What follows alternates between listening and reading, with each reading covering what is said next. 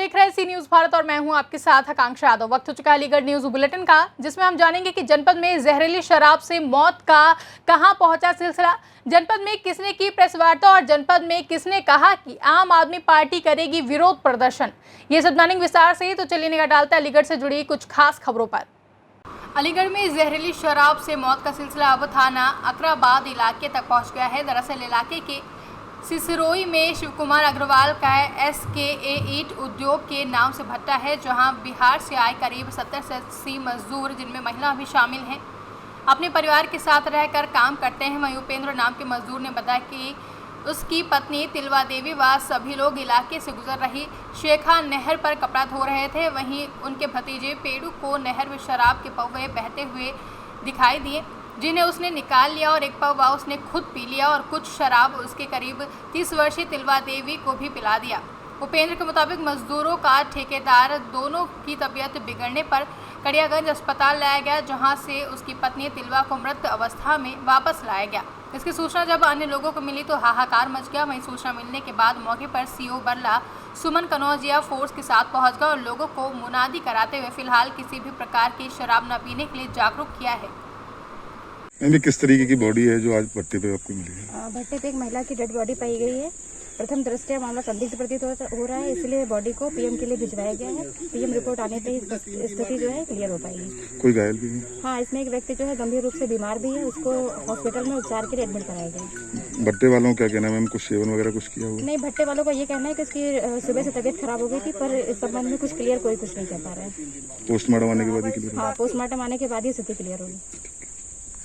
Sir हफ्ता के खर खुरा के मिलता था, एक आध पुआ पीते मिला के 2-3 आम भी रोज तो पीते हैं सर। 1000 गो 5 गो पर 6 गो पर 1000 रुपया मिलता था, क्या होगा? नहीं, जो तुम्हें पेटी छानी तुमने तो वो पेटी कहाँ है? वही पेटी को तो हम नहीं खोज रहे हैं सर, न देखे कि क्या कहाँ रखा जाओ, कने ले जाके रखा, वही बतावेगा जो कोड़िया में भरती है, पेटी निकाल ली होगी, वही बतावेगा सर। पूरी पेटी निकाली है, पेटी है क्या?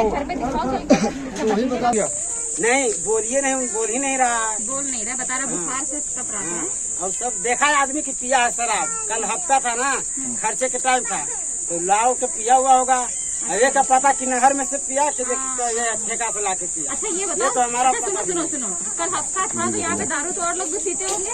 हाँ, पीता ना है, और लोग पीता। बताओ तुम लोग कौन से ठेका तो बंद है, तो ठेका खुला रहता तब तो पीता है। अरे तो अभी भी तो कल जब पैसे मिले होंगे तुम लोग गए होंगे ना कहीं पे? अलीगढ़ से सी न्यूज संवाददाता संजीव शर्मा की रिपोर्ट। अलीगढ़ पूर्व विधायक एवं हरियाणा प्रदेश प्रभारी विवेक बंसल के निर्देशानुसार उत्तर प्रदेश कांग्रेस कमेटी उद्योग व्यापार प्रकोष्ठ के द्वारा मैरिज रोड स्थित अयोध्या कुटीर पर पत्रकार वार्ता का आयोजन किया गया, जहां पत्रकार वार्ता को संबोधित करते हुए प्रकोष्ठ के जिला अध्यक्ष गोपाल मिश्रा ने कहा कि वर्तमान समय में व्यापारियों की दयनीय स्थिति के लिए केंद्र व प्रदेश की सरकार भाजपा सरकार दोषी है।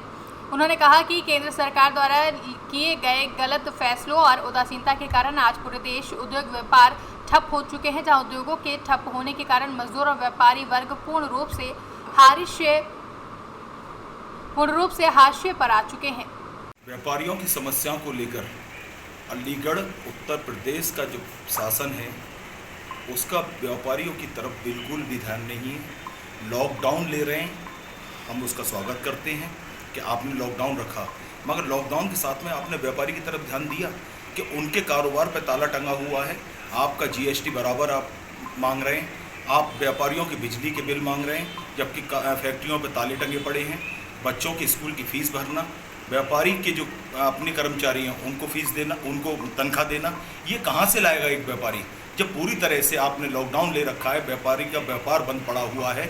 मैं यही मांग बार बार आपके चैनल के माध्यम से, प्रिंट मीडिया के माध्यम से बार बार शासन को कर रहा हूं कि आप व्यापारी को राहत दीजिए, आप बिजली के बिल को आगे बढ़ाइए, माफ़ कीजिए, और GST EMI जो भी सरकारी जितनी भी आपके बकाया व्यापारी पर निकल रहा है उस पर आप थोड़ा सा समय अवधि बढ़ाई जाए, जैसे कि आप पूरी तरह से ये लॉकडाउन खुलने के बाद 2 महीने का कम से कम समय दिया जाए, व्यापारी अपने व्यापार को पूरी तरह से चला सके।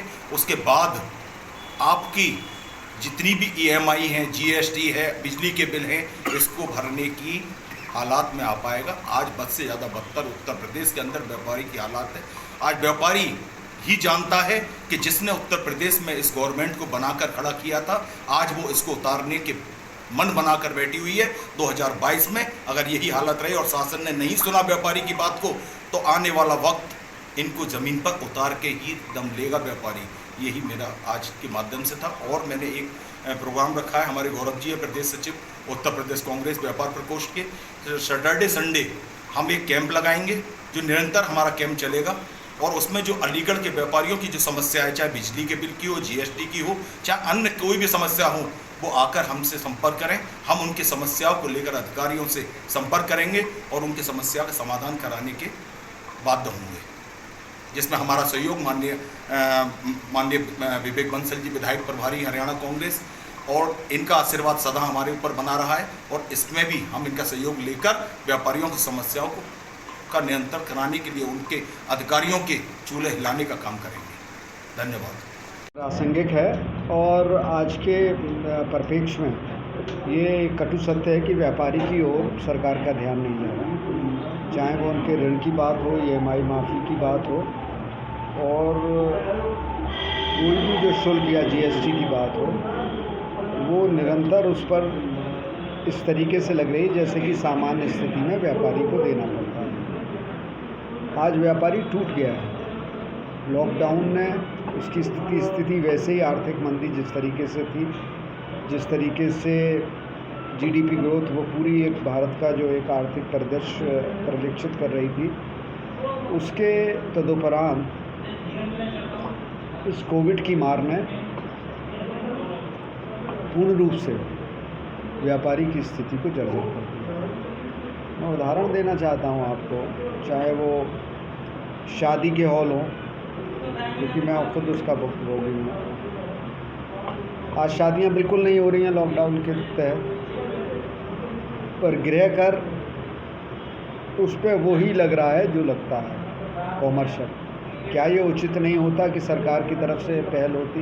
ऐसे अनेक आर्थिक क्षेत्र के उदाहरण हैं जिसमें सरकार ने ना दूरदर्शिता दिखाई, मज़दूरों की बात कही। वाकई उद्योग में मज़दूर जो जिस तरीके से आज बेरोज़गारी है, जिस तरीके से उनकी छटनी हुई है, और जो उनका मालिक है उनको आधी तनख्वाह दे रहा है, वो सब चीज़ें ऐसी हैं कि जिस पर सरकार को ध्यान देना चाहिए।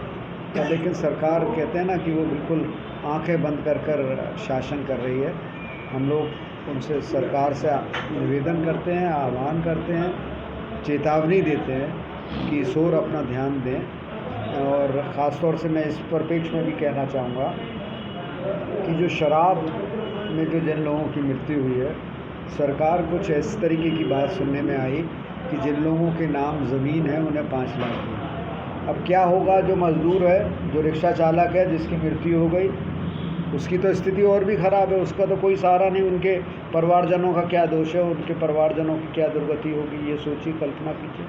तो ये दोहरा मापदंड क्यों? सरकार को कोई इस तरीके की, या प्रशासन को कोई इस तरफ ध्यान देना चाहिए कि उनको भी संतुलित, उनके परिवार का भी जीविकोपार्जन हो जाए, या उनके परिवार को। अलीगढ़ से सी न्यूज़ संवाददाता संजीव शर्मा की रिपोर्ट।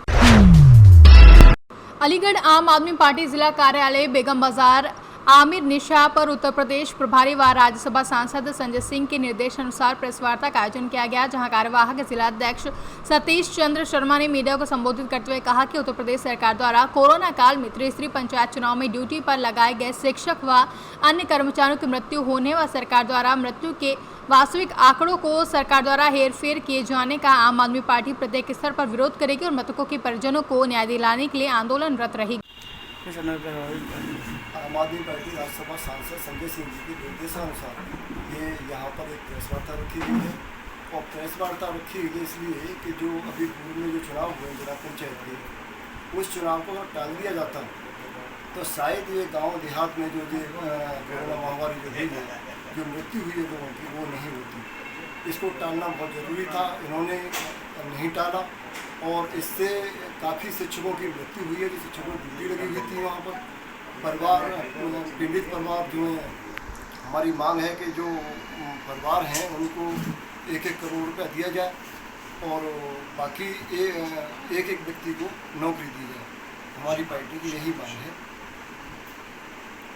राज्यसभा सांसद उत्तर प्रदेश प्रभारी संजय सिंह के निर्देश अनुसार आज हर जिले में एक प्रेस वार्ता की गई है। जैसा कि आपने देखा कि अभी ही चुनाव हुए हैं, जिला पंचायत के चुनाव हुए हैं, जहाँ पे शिक्षकों की ड्यूटी लगाई गई, जहाँ पर आपने देखा कि बहुत सारे शिक्षकों को कोरोना महामारी के चलते अपनी जान से हाथ धोना पड़ा। सबसे पहली बात, सरकार ये शिक्षकों की जो मृत्यु हुई है इसकी आंकड़े क्यों छुपा रही है। 1621 शिक्षकों की मृत्यु हुई है।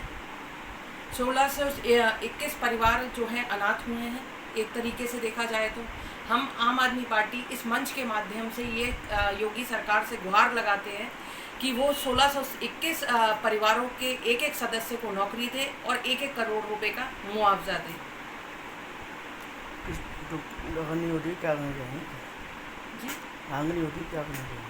हम इस अगर हमारी मांग पूरी नहीं करती है तो हम सड़कों पे आएंगे और धरना प्रदर्शन करेंगे और सरकार से ये मांग करेंगे कि इस परिवार को सरकार जो है मुआवजा प्रदान करे। अलीगढ़ से सी न्यूज़ संवाददाता संजीव शर्मा की रिपोर्ट।